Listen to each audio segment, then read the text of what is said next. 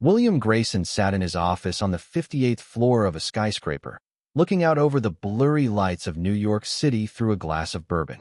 To the world, he was a symbol of success, a tycoon, an investor, the founder of the largest energy corporation chain. To the newspapers, he was the man who keeps America on. But tonight, there was no trace of pleasure on his face. An email flashed on his laptop screen.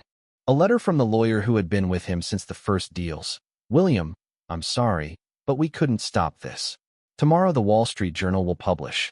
It contains evidence of money laundering, forged contracts, and phone records. An inside source. Get ready. His hands shook. Betrayal, he whispered, and the word fell like a heavy stone into the silence. He had spent decades building an empire, surviving enemies, lawsuits, and competitors, but he never thought the blow would come from within. He took a deep breath and pressed the button on the intercom. Julian, who's in the building now? Just security, Mr. Grayson. Do you want me to stay the night? No, go home. Just tell the driver to be ready in an hour. He leaned back in the leather chair and closed his eyes. The face of his wife, Margaret, who had been living apart for several years, flashed before his mind. She had left him, tired of his constant business trips and secrets. You've become a shadow of the man I loved, she had said then.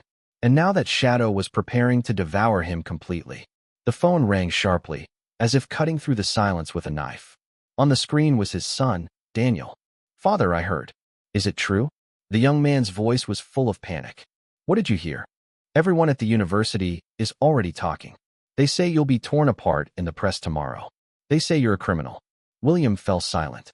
He couldn't find the words to defend himself. Because even if half of the accusations were fiction, the other half weren't. Son, I always wanted you to be proud of me. But I don't know who you are anymore. And the connection was broken. The silence in the room became oppressive. Only the flickering lights of the metropolis reminded him that life went on. For the first time, William felt something like fear, not of the court, not of the government, but of loneliness. He went to the panoramic window and touched the cold glass. Below him stretched the city that he considered his own. And for the first time, this city seemed alien, indifferent, ready to devour him.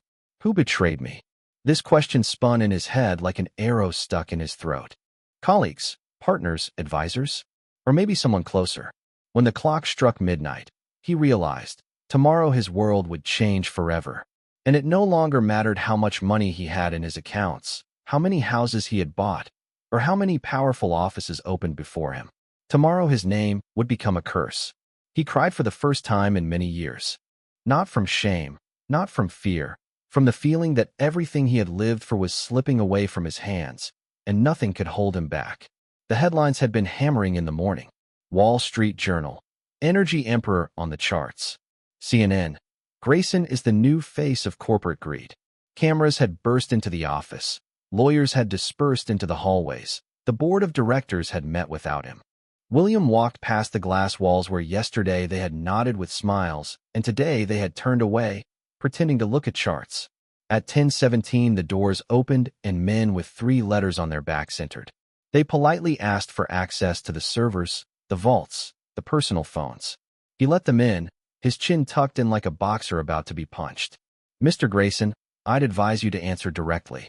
That would look better on the report, said the young agent, too young to remember how this company had weathered 2 recessions. Better for whom? William asked quietly. For the record, at noon, the board voted to suspend him. CFO Arthur Pike, a former colleague with whom he had carried server boxes a decade earlier, said with sweet sorrow in his voice, while we sort out the charges, the company must ensure stability for the market and consumers. Every word he spoke was as deftly weighted as a stock price at the last second of trading. William said nothing. He could see Pike not looking him in the eye. That evening, the media picked up fragments of phone records. A voice that sounded like Williams ordered, transfer the money to a separate pool. A voice that sounded like Pike's replied, we'll do it as usual. Commentators relished ethics. Politicians, like swindlers, talked about setting an example to the nation. The lawyer wrote briefly, accounts frozen. We must keep quiet. His homes in the Hamptons and Colorado were officially under surveillance. Margaret had filed a final divorce package. Please don't call me. Protect Dan. At least don't touch him in the press. He drove to his son's campus. The cold wind off the Hudson blew the flag like a page from a history textbook. Daniel's room smelled of coffee and cheap deodorant. On the desk lay a small flash drive and a card with one word: "I'm sorry." His heart beat twice, 3 times. He sat up in bed, closed his eyes, trying not to break. The laughter of the students came from the hallway, and it cut through him like an invisible scalpel. "Dan?" He dialed the number over and over. The rings went on until someone picked up the phone and said in a male, unfamiliar voice, "Your son can't talk right now." "Who is it?" "The man trying to save his life, Mr. Grayson. Stay away from the press. And don't look for him." The connection was broken. The world tilted. "The galaxy is not what it seems," flashed through his mind, like an old line from a book he used to read to Dan before bed. He knew it was a bigger game. The old coalition of suppliers who had once hated him for his aggressive acquisitions, the media's moral advocates, the charitable foundations always watching for a shadow in the sun, and someone from the inside who had opened the door. When he got back to the city, the rain was beating down on the windows of the limousine. The letters "Grays" in were already being removed from the facade of his skyscraper. The cranes were clanging as if counting down the seconds until it fell. He turned up the collar of his coat and walked past the crowd of reporters. "Do you admit to forging contracts? Is it true that your son handed over the documents? Did you buy senators?" "I bought time," he said suddenly, surprised at his own words. "And I lost everything else." The crowd roared. The security pushed them back. The doors closed. For the first time, he allowed himself to think that perhaps reputation was gone. Fortune had become numbers that others could put on hold. Loved ones were now a voice on the other end saying, "Don't call." Hope. It was also out there, in the rain. And that little flash drive in his pocket burned him like a hot ember, a sign of betrayal or a key to the truth he didn't know yet. But he knew that ahead was a fall so deep that even New York, with its bottomless wells of light, would seem shallow. And he was flying. William inserted the flash drive into the laptop in the small, windowless room he had taken under a different name. The Peregrine folder opened like a trap. Inside were audio files, copies of contracts, a picture of ownership diagrams that looked like a map of the constellations. Voices. One was Senator Whitaker's, muffled, measured. "We'll make an example of Grayson, and then we can collect assets for pennies. The market loves discipline." Another was a low, almost whisper. "Kincaid Capital is ready to provide a liquidity bridge if Grayson is kicked off the board." In a file labeled DN were letters in which some public transparency fund had persuaded a young student to help expose his father's corruption for a noble cause. At the end was a scan of a grant signed by Noah Kincaid. "Jesus, Dan," he whispered. This wasn't just a betrayal of his son. It was using him as a match to set the house on fire. The phone vibrated. An unknown number. "If you want your son back in one piece, listen carefully. They don't just want to destroy you. They want to make you into evidence. My name is Alma Reyes. I work for a company that believes in numbers more than prayers." SEC, he snapped the receiver shut. "Let's say, meet at the Galax Diner in Hell's Kitchen. Sit at the back, order a pie, and I'll know you're you." The Galax Diner smelled of coffee and decent solitude. Alma, a short woman with dark hair tied back in a bun, set down an old phone with no internet on the table. "This is your lifeboat," she said. "You've done a lot of bad things, and it's all going to come out. But now you're being accused of something you didn't do. Arthur Pike isn't just a coward, he's a bridgehead. The money went through his consulting to the same funds that instructed your son. They were preparing the takeover. Last week, we saw short positions in your shares being opened by packages tied to Kincaid's offshore. This isn't a coincidence, it's choreographed." "And me?" he asked hoarsely. "So am I. Yes, money laundering, political contributions in dirty envelopes, a lot of sin. But the sin is yours, and the crime against the market is theirs. The difference is that yours can be redeemed, and theirs dissolves cities in darkness." She dropped another package on the table, printouts of emails from Peregrine Infrastructure. These letters contained scenarios for planned outages to emphasize the lack of capacity, to make it easier to push through privatization and raise tariffs. "And who gave you this?" he asked. Asterisk, a man who no longer wants to work as an angel in someone else's play. "Your son, William." He realized he had been deceived. He was afraid to call you, but he gave it to me and said, if father is still breathing, he knows what to do. Asterisk. My heart melted and ached. William clutched a glass of water until his fingers turned white. Nearby, someone was cutting a cake. Plates were clanking somewhere. Simple, human life flowed like a river that doesn't read newspapers. What do you want from me? The truth. Publicly. And all at once. No bargaining. You give us a list of shell companies that you know. You confess yours. And, most importantly, you take Pike's last card. The inside key to the Falcon Node, the vault where the price adjustment registers are stored. Without it, Kincaid can't close the deal. It's dangerous, but otherwise, your son will forever be the son of the monster in textbooks and talk shows. He stared at her for a long time, then nodded. At that moment, he thought a small star moved in the darkness. When he stepped outside, the night swayed in neon. He could taste metal in the cool air and the sharp squeal of brakes. The black sedan stopped inches from his knees. The window slowly rolled down. In the darkness, Arthur Pike's face. Leave it, Willie, he said, looking straight ahead. The game is over.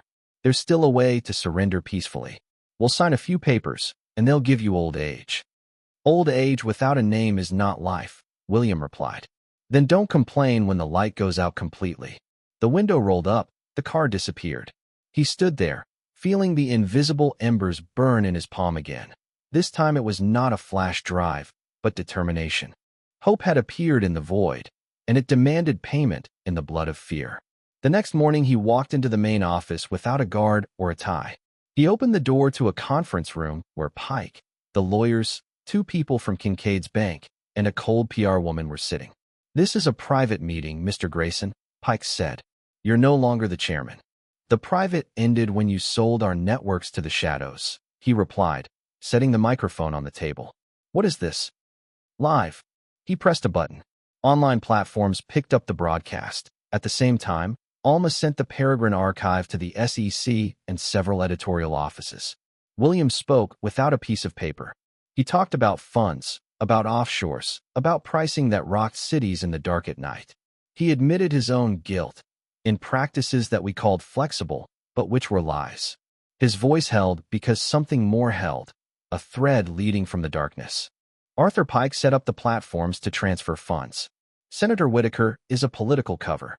Noah Kincaid is a shortlisted buyer. The so-called Transparency Fund is their front for recruiting idealists, including my son. I take responsibility for my actions, and I asked the DA to investigate theirs.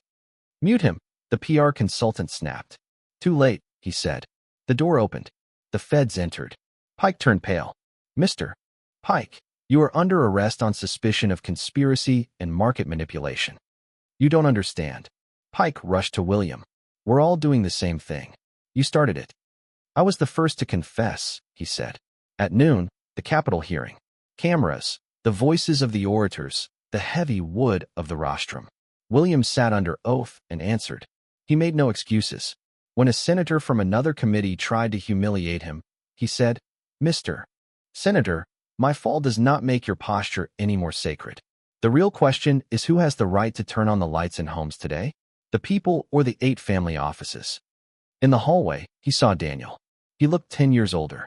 Dad, his son said, and there was a crack in the word through which warmth flowed. I thought I was doing the right thing. They said you were evil. I wanted the truth to prevail. The truth is not a knife, Dan. It's a mirror. It cuts if you press it. William touched his shoulder. You're back. This time, not for them, but for himself. This is the right thing to do. The climax came at night. He got a call from home. There are more blackouts in the city. Kincaid accuses you of sabotage.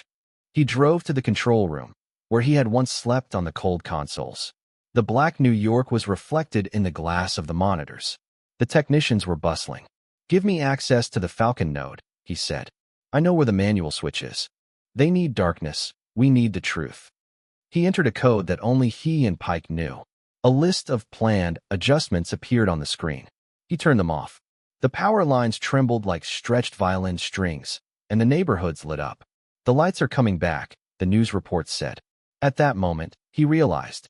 Empires are built by engineers and destroyed by greedy people who don't know how to love the city. He raised his head. The pale morning slowly dawned through the window. All or nothing had become all for someone. At 5 in the morning, he himself arrived at the prosecutor's office with Alma and Dan. "I'm ready for the indictment," he said calmly. "But please don't give them darkness." 6 months later, the sky over the river was as clear as glass and as cool as a new chance. William emerged from the courthouse in a simple dark coat. He had received a real sentence, but for his cooperation, it was less than predicted. His empire was crumbling like sandstone in the rain. Some of the assets were turned into a state trust. Some were sold without the right to concentrate. Kincaid paid a fine that the press called historic, but it was only a fraction of what he had earned. The senator talked about the complexity of regulation and shook hands in the hallways. The world, as usual, had not turned into a paradise. Margaret sent a postcard without a return address. "I saw your speech. You finally said what you should have said years ago. Take care of your son." Daniel came every week. They sat in a small cafe by the bridge, where motorboats cut the water, and talked not about stocks but about books, about people who write at night, and about how new networks would be built from the wreckage of old ones, not for the market, but for cities. "Dad, do you regret it?" his son asked once, as the shadow of the bridge fell on their table. "Every day," William replied. "But there are different kinds of regret. There is one that paralyzes, and there is one that awakens. The first is the fear of losing status. The second is love for those you can still protect." He began teaching business ethics in the prison program. On the board he wrote, "Justice is not the symmetry of pain, but the rejection of convenient lies." The prisoners listened, some smiling ironically, some taking notes. He liked to speak without a microphone and without stock market metaphors. When he lay down on his narrow bed at night, the sound of the television came from the corridor. They were talking about new scandals, new courses, new betrayals.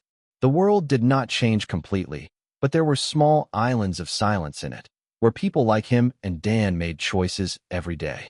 On the last evening before being transferred to the open colony, he went up to the roof, where they were allowed to walk. The city breathed below, like a huge being. He thought about the question that the students were now asking him. Is it possible to be rich and honest? He stared for a long time at the chains of lights that stretched into the distance like constellations and answered not out loud, but inwardly. You can be honest and become rich, but it is difficult to stay honest when wealth asks to be worshipped. It is more difficult, but not impossible, if there is someone nearby to remind you that the light is not yours. You are just a switch. He smiled to himself. A letter from Margaret rustled in his pocket. A message flickered on his phone. A little lecture at a school in the Bronx about energy and justice. "Will you come with me?" He felt relieved. History didn't give him a happy ending, but it did give him instructions. Sometimes the truth doesn't win in court, doesn't pay the bills, and doesn't bring back friends. It simply turns on the light in the room where you're standing and suggests that you see what comes next. And he saw a bridge, a river, people who would wake up tomorrow and go to work without thinking about empires. Which was more important, truth or success? This question was no longer a trap, but a compass. He didn't know where the arrow would lead, but he knew one thing. From now on, he would not trade with his own reflection. And when the streetlights lit up, winking at the heavens, he whispered quietly, "Thank you for the chance. I'll work on the light some more."